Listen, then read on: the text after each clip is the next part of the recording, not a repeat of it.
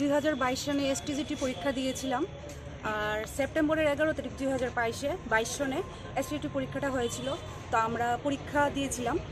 আজ 1 বছর 4 মাস প্রায় অতিক্রম হতে চললো। এসটিজিটির রেজাল্ট এখনও পাবলিশ করা হয়নি ত্রিপুরা টিআরবিটির থেকে।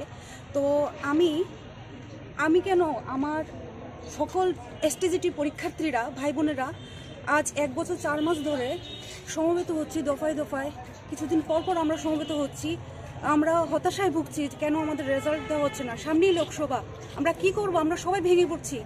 তবুও আমাদের মনের কোনো একটা আশা আছে, যেন আমাদের বিজেপি সরকার, আমাদের শ্রদ্ধেয় সম্মানীয় ক্যাবিনেট মিনিস্টার এবং আমাদের ত্রিপুরা রাজ্যের শিক্ষামন্ত্রী তথা মাননীয় মুখ্যমন্ত্রী মাননীয় ডক্টর মানিক সাহা স্যারের কাছে আমরা আবেদন রাখছি, যেন এসটিজিটির ম্যাটারটা খুব তাড়াতাড়ি যেন সলভ করে এসটিজিটির রেজাল্ট পাবলিশ করা হয়। আর আমি আপনাদের মাধ্যমে আমরা সবাই দেখতে পাচ্ছি যে ত্রিপুরা রাজ্যের বিভিন্ন স্কুলগুলোতে প্রচণ্ড পরিমাণে চরম মাত্রায় পৌঁছে গেছে শিক্ষক স্বল্পতা।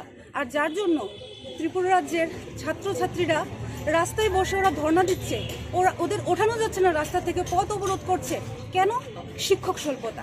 ওদের একটাই দাবি ছাত্রছাত্রীদের, যেন ওদের স্কুলগুলোতে শিক্ষক নিয়োগ করা হয়, শিক্ষক শিক্ষিকা নিয়োগ করা হয়। তা আমি আবারও অনুরোধ করছি আপনাদের মাধ্যমেই ত্রিপুরা রাজ্যের সম্মানীয় ক্যাবিনেট মিনিস্টার এবং সম্মানীয় শিক্ষামন্ত্রী তথা মুখ্যমন্ত্রী মাননীয় ডক্টর মানিক সাহা স্যারের কাছে আবেদন করছি, স্যার আমাদের এসটিজিটি 2022 যেটা প্রবলেম ছিল সেটা কেটে গেছে।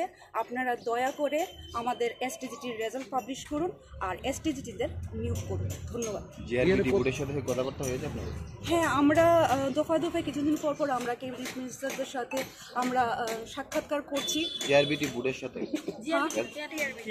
আপনাদের টিআরবিটি বোর্ডের সাথে কথাবার্তা হয়েছে? টিআরবিটি বোর্ডের সাথে তো কথাবার্তা হয়েছে, ওনারা কাছে দেখছি কি করা যায়।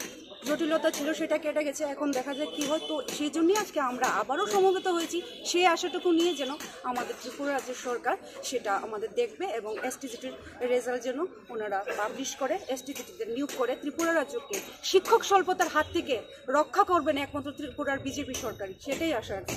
ধন্যবাদ। আপনারা কতজন